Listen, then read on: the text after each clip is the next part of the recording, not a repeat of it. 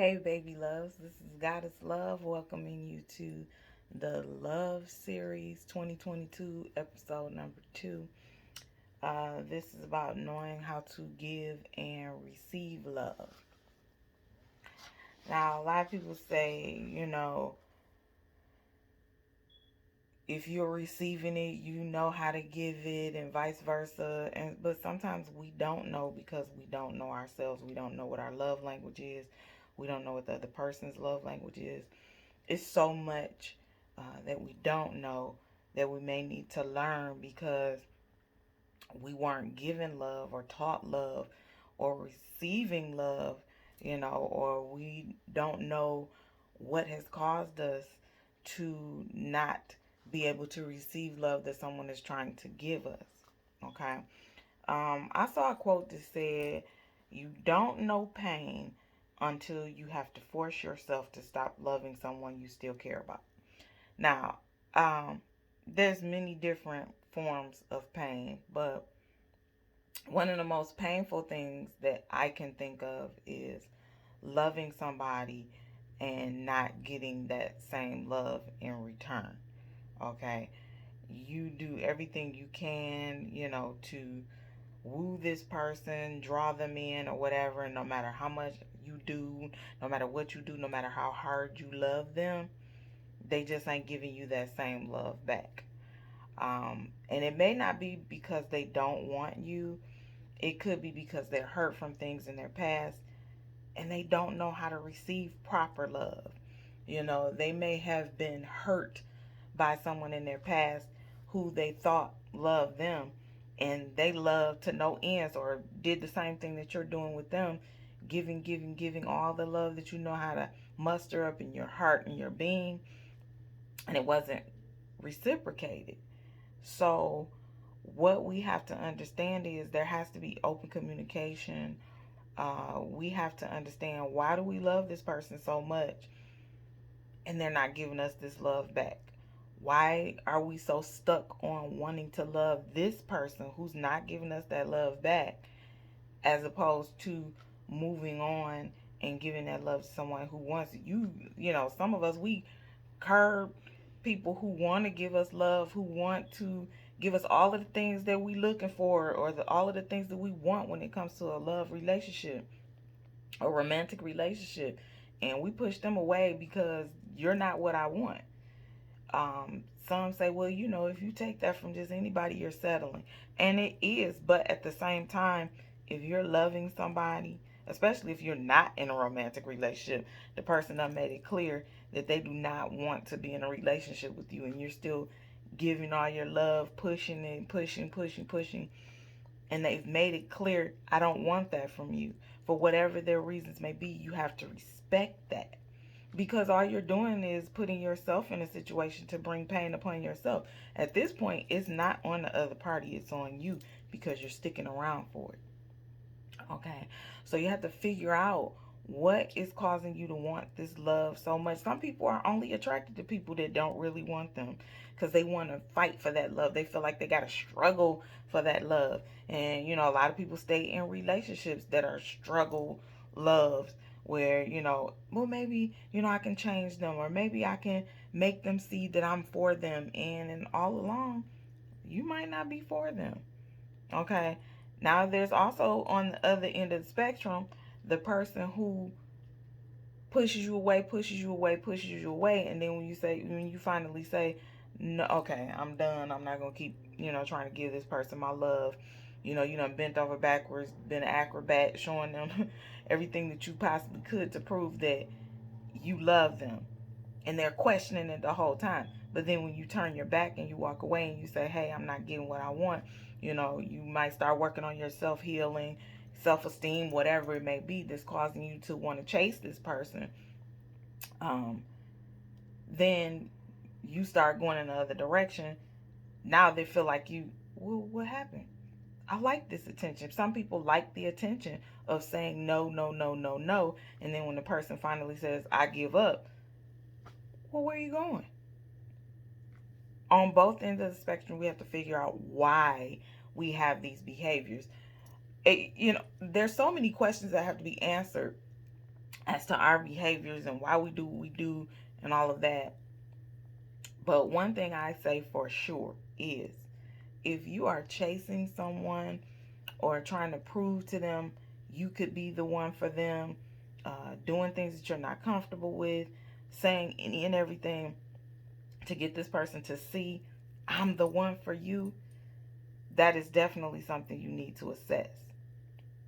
If you are the one who's on the other end of the spectrum where you're running and from the person who is showing you all of these things, and you know you don't want them, but they're giving, and you're taking whatever it is they're giving, even though you know that you don't want them, you have to figure out why you choose to accept this behavior from this person instead of removing yourself or cutting yourself off, or not accepting whatever it is that you're trying to offer you. You have to cut that off, you know because it's self-serving disinterest, if you will. It's one of those situations where I'm not interested in this person, but hey, I'm gonna reap the benefits as long as I can. That doesn't make it right. You're feeding and adding fuel to that fire that this person, because in their mind, or if I do this, they're gonna want me. You everyone involved in that situation has to remove themselves in the right way. It could be so many things, like sometimes you want love from the person who doesn't want to give it to you because you feel like, hey, this is my person. You have it made up in your mind that this is your person, when in all actuality, it could be your person, but not right in that very moment. Um, I feel like the twin flame situation is when people find that out. A lot of people don't know about twin flames, but when a lot of people find out about who their twin is, they feel like it's destined that they be together in that moment when they found out. But it may not be destined for you to be together in this current life. It might not be until the next life path or what have you. Um, because let's just face it, if you're the chaser and they're the runner, they're going to keep running. Um, Usually it's out of fear. They don't want the connection because they're fearful of some things that have occurred in their past, or you know they just don't want you. They having too much fun being single. They having too much fun, having several partners or whatever it may be, or they're still recovering from things that have happened in their past. So just because someone is your twin, does not necessarily mean you are to be together, um, especially not in the current lifetime. It, you might have been together in the past, and you might be destined to come together, but it's all a learning experience, because it's a mirroring situation where they're mirroring certain insecurities and vice versa.